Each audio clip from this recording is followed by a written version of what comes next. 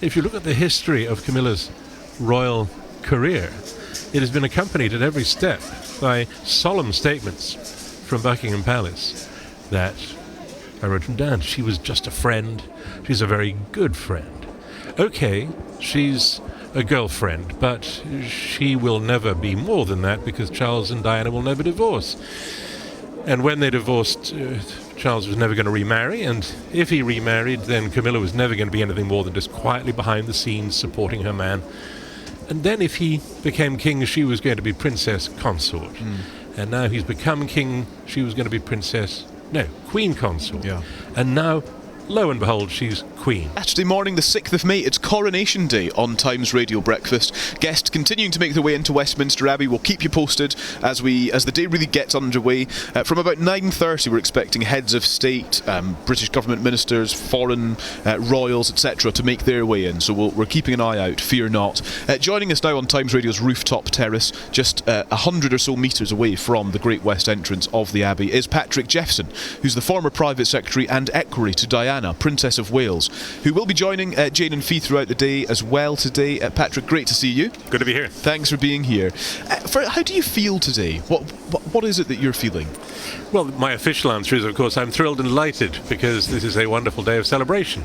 And it is. I mean, even if you were to take the personal element out of it, just look at it from a constitutional perspective. You know, all over the world, when there's a head of state change, that's usually a cue for riots and tear gas and water cannon. Here, it's people anxiously going into the Abbey, wondering, I suppose, if they're going to need to go to the loo in the next couple of hours while they wait for things to get started. So, it is a great national celebration. There is absolutely unmistakable sense of excitement and anticipation here. Even if you were determined not to enjoy it, you would nevertheless feel you were part of a great historical event. And so I think we have to look at this on different levels. Obviously, there are people who are thrilled to bits. They've been waiting, in some cases, 70 years for this moment. And I hope they have a wonderful, wonderful day. Some of the rest of us have mixed feelings about the monarchy or the future of the monarchy or the monarchy as it might have been.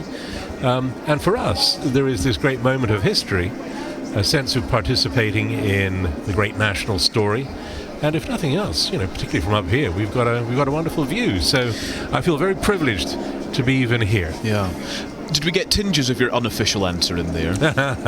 No. I would. I think it is inevitable when you have an institution like the monarchy that everybody has their own personal relationship with. When I was really small, I went to school in Scotland, and I can remember the excitement. The Queen came to open some new civic office or something.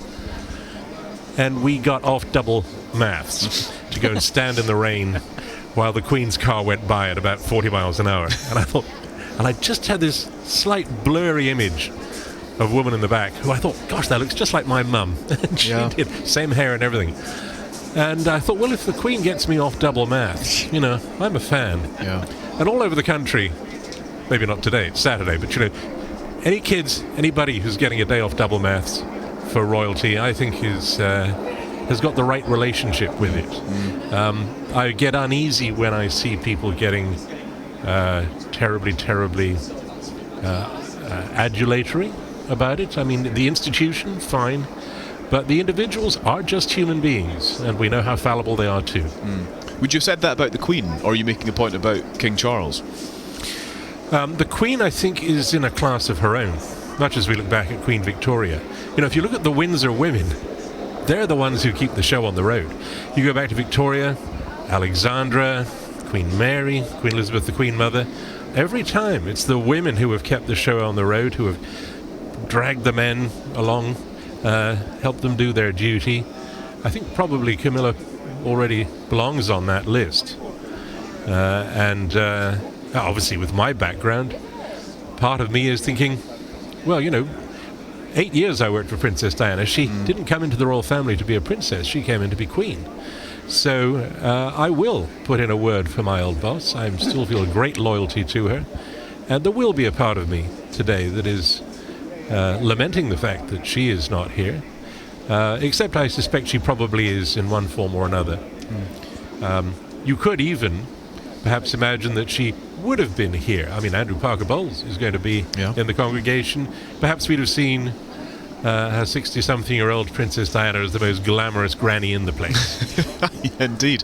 It's interesting what you say there, because some thought, of course, famously, that Camilla would never be queen, and here she is. She will be. The reason people thought that was because that's what they were told. If you look at the history of Camilla's royal career, it has been accompanied at every step by solemn statements from Buckingham Palace that, I wrote them down, she was just a friend, she's a very good friend. Okay, she's a girlfriend, but she will never be more than that because Charles and Diana will never divorce. And when they divorced, Charles was never going to remarry, and if he remarried, then Camilla was never going to be anything more than just quietly behind the scenes supporting her man. And then if he became king, she was going to be princess consort. And now he's become king, she was going to be queen consort. Yeah. And now, lo and behold, she's queen. So if there is confusion about Camilla's status in the king's life, in the national life, it's because people in Buckingham Palace, for reasons we can speculate on, didn't want to tell us.